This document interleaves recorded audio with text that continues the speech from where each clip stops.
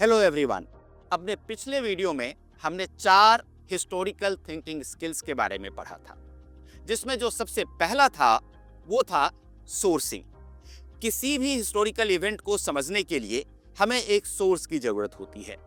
आज के वीडियो में हम यही समझने की कोशिश करेंगे कि सोर्स के माध्यम से how do we learn about the past, कि किसी भी पास्ट हिस्टोरिकल इवेंट को अगर हमें समझना है तो हमें सोर्स किस प्रकार मदद करती है।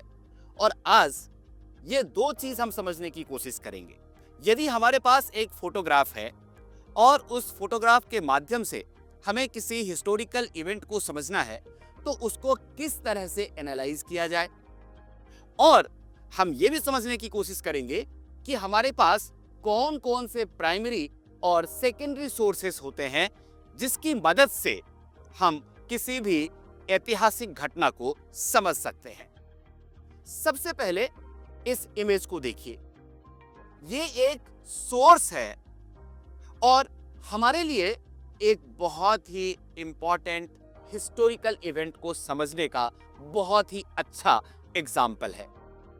लेकिन समझने वाली बात यह है कि यदि इस फोटो को हमें समझना है तो हमें इसके साथ इंगेज होना पड़ेगा, हमें इसमें इन्वॉल्व होना पड़ेगा और हमें इसके बारीकियों को, इसके फीचर्स को अच्छी तरह से समझना होगा।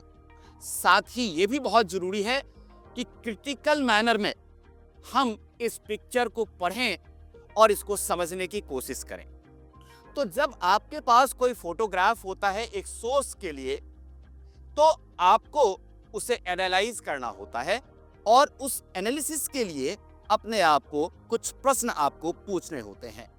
तो चलिए, अगर मुझे किसी पुराने फोटोग्राफ को एक सोर्स के तौर पर यूज करना है और इसलिए मुझे अगर उसको एनालाइज करना है तो हमें कौन से प्रश्न अपने आप को पूछने चाहिए।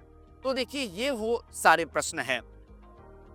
What is happening in the picture, ये पहली बात है जो आपको ध्यान देना चाहिए कि ये पिक्चर मेरे पास है, ये इमेज मेरे पास है, इसमें क्या घटित हो रहा है। सबसे पहले इसको समझिए। दूसरी बात कि इस पिक्चर से कौन से इमोशंस निकलकर बाहर आ रहे हैं जिसको हम समझ पा रहे हैं, उस इमोशंस को समझने की कोशिश कीजिए। इसके बाद इस पिक्चर का क्या कंटेक्स्ट है, किस कंटेक्स्ट में ये पिक्चर लिया गया था, इसको समझने की कोशिश कीजिए। और ये भी कि इस पिक्चर के माध्यम से फोटोग्राफर क्या मैसेज करने की कोशिश कर रहा है।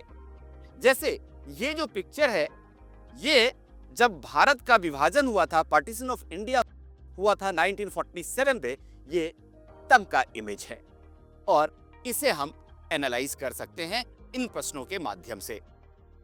अब हर एक सोर्स का, खास करके जब वो एक फोटोग्राफ हो, कोई इमेज हो, तो उसकी अपनी कुछ स्ट्रेंथ होती हैं और कुछ वीकनेसेस होती हैं। तो सबसे पहले हम स्ट्रेंथ को समझने की कोशिश करेंगे।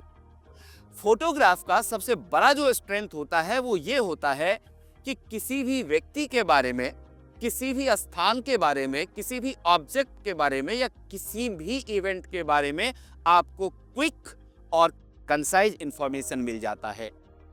दूसरी अच्छी बात ये होती है कि जिन बातों को, जिन घटनाओं को हम रिटन फॉर्मेट में नहीं कन्वे कर सकते, उन बातों को फोटोग्राफ के माध्यम से बहुत अच्छी तरह से दर्शाया जा सकता है। जैसे यदि किसी फैशन की बात हो, डेकोर की बात हो, आर्ट की बात हो, तो ये ऐसे एग्जाम्पल्स हैं जिसमें रिटन फॉर्मेट से ज्यादा अच्छी तरह फोटोग्राफ्स के माध्यम से अपनी बात को कन्वे किया जा सकता है। तीसरी जो इंपॉर्टेंट बात है वो ये है कि कई बार ऐसा होता है कि लोगों के एवरीडे लाइफ को अगर हमें दिखाना हो तो वो फोटो के माध्यम से ज्यादा अच्छी तरह हमारे पास आ पाते हैं रादर देन कि उसको लिखा जाता है। और फोटोग्राफ की एक बड़ी अच्छी बात ये होती है कि ये आपके अंदर यादों को ताजा करती है। पुराने फोटो को जब आप देखते हैं तो उनके साथ आपका एक इमोशन जुड़ा हुआ होता है जो आपको अपने पास्ट के साथ जोड़ता है। तो ये सारी इसकी स्ट्रेंथ हैं, लेकिन फोटोग्राफ की कुछ वीकनेसेस भी होती हैं। तो जरा उसके ऊपर ध्यान देते हैं कि कौन कौन सी वीकनेसेस फोटोग्राफ्स की हो सकती हैं। देखिए, जनरली जो पुराने फोटोग्राफ्स होते हैं उनमें एक कमी ये पाई जाती है कि ठीक है, लोगों के बारे में जानकारी है, प्लेस के बारे में जानकारी है, सब कुछ है, लेकिन कई बार क्या होता है कि फोटोग्राफर उन जगहों को आइडेंटिफाई नहीं कर पाता कि ये कौन सा जगह है, ये कौन से लोग इसमें इन्वॉल्व हैं, किस डेट को ये फोटो खींची गई है, और हमें उस फोटोग्राफर का नाम भी कई बार पता नहीं होता कि वो कौन था जिसने इस फोटो को लिया था। अब एक बात और ध्यान देने की है कि कई बार फोटोग्राफर भी चूंकि एक इंसान होता है, तो उसके पर्सपेक्टिव की जो बायसनेस होती है वो भी पिक्चर में देखने को आ जाती है। और कई बार क्या होता है कि अगर कोई फोटोग्राफ किसी प्रॉपर कंटेक्स्ट का ना हो, या हमारी समझ में अगर कंटेक्स्ट ना आया हो, तो उस कंडीशन में वो फोटो इंटरेस्टिंग तो हो सकता है या उसके अंदर इंफॉर्मेशन भी हो सकती है, लेकिन अगर कंटेक्स्ट के साथ उस फोटो को हम नहीं समझ पाए तो उस हिस्टोरिकल इवेंट को समझने में हम गलती कर सकते हैं। और पुराने फोटोग्राफ्स के साथ एक कमी और भी पाई जाती है, स्पेशली कि पहले generally photographs black and white होते थे और कई बार वो फेड हो जाते थे, इसलिए उन फोटोग्राफ्स के अंदर जो एक्यूरेसी की बात हम करते हैं वह नहीं दिखती है। तो ये तो बात हो गई स्ट्रेंथ और वीकनेसेस की। अब हम ये समझने की कोशिश करें कि हमारे पास कौन से ऐसे हिस्टोरिकल सोर्सेस मौजूद हैं जिनकी मदद से हम इतिहास की घटनाओं को समझ सकते हैं। तो मेनली आप देखेंगे कि आपके पास ये 3 सोर्सेस होते हैं। सबसे पहला आपके पास मटेरियल सोर्स होता है, जिसका एक एग्जाम्पल आप देख सकते हैं। ये एक क्वाइन है जो पुराने ज़माने का है, और ये पत्थरों से बने हुए कुछ टूल्स हैं, औजार हैं। तो ऐसे सोर्सेस को हम कहते हैं मटेरियल सोर्स। दूसरा जो सोर्स होता है हमारे पास वो होता है रिटन सोर्स, जो लिखा हुआ है। अब लिखा हुआ या तो जैसे पुराने ज़माने में ताम्रपत्र के ऊपर लिखे जाते थे, कॉपर प्लेट्स के ऊपर लिखे जाते थे, तो वो भी हमारे पास एक बहुत अच्छा स्रोत है। या फिर हमने मेसोपोटामिया के बारे में जाना है कि मेसोपोटामिया में किस तरह से क्ले के ऊपर लिख लिया जाता था और फिर उनको सुखा करके रिकॉर्ड के तौर पर रख लिया जाता था। तो इस तरह के जो सोर्सेस आपके सामने आए उनको हम रिटन सोर्स कहते हैं।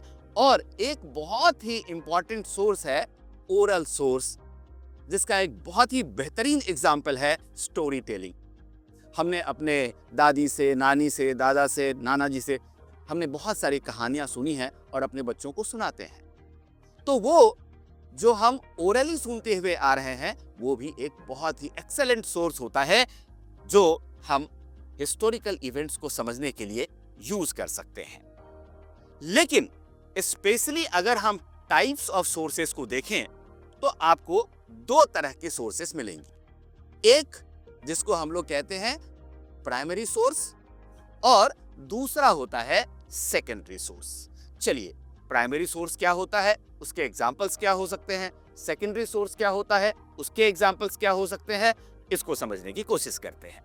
सबसे पहले अगर हम प्राइमरी सोर्स की बात करें तो प्राइमरी सोर्स का मतलब है कि कोई भी डॉक्यूमेंट या कोई भी ओरिजिनल आर्टिफैक्ट या कोई भी ओरिजिनल रिकॉर्डिंग यदि आपके पास अवेलेबल हो, जो उस समय की रिकॉर्डिंग हो जिस समय वो घटना घट रही थी, या ऐसे लोग जो डायरेक्टली उस घटना में इन्वॉल्व थे उनका अगर आपने इंटरव्यू किया है, तो ऐसी जो चीजें होती हैं इन सबको हम लोग कहते हैं कि ये प्राइमरी सोर्सेस हैं।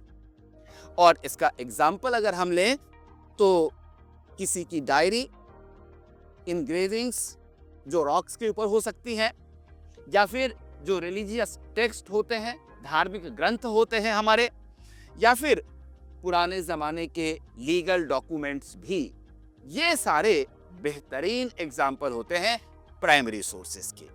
तो अब समझ लेते हैं हम लोग कि सेकेंडरी सोर्स क्या होते हैं। तो देखिए, सेकेंडरी सोर्सेस वो सोर्सेस होती हैं जो बाद में किसी अन्य व्यक्ति के द्वारा लिखी गई होती हैं या किसी दूसरे व्यक्ति के द्वारा हमारी जानकारी में लाई जाती हैं। यानी कि सेकेंडरी सोर्सेस वो सोर्सेस हैं जो हमें उन घटनाओं की जानकारी देते हैं जो पहले घटी तो थी और उस घटना के बारे में जानकारी देने वाला जो व्यक्ति है वो स्वयं उस समय वहां पर मौजूद नहीं था, यानी कि वो उस घटना के साथ डायरेक्टली इन्वॉल्व नहीं था। और अगर हम इसके एग्जाम्पल की बात करते हैं तो अलग अलग तरह के बुक्स, अलग अलग तरह के मैगजीन्स और जर्नल्स, टीवी में जो इंटरव्यूज आती हैं, पॉडकास्ट होते हैं आजकल, तो ये सारी चीजें जो होती हैं ये सेकेंडरी सोर्स के एग्जाम्पल होते हैं। अब जब हमने प्राइमरी और सेकेंडरी सोर्स को समझ लिया है तो दो एग्जाम्पल लेकर के इसको एग्जामिन करते हैं।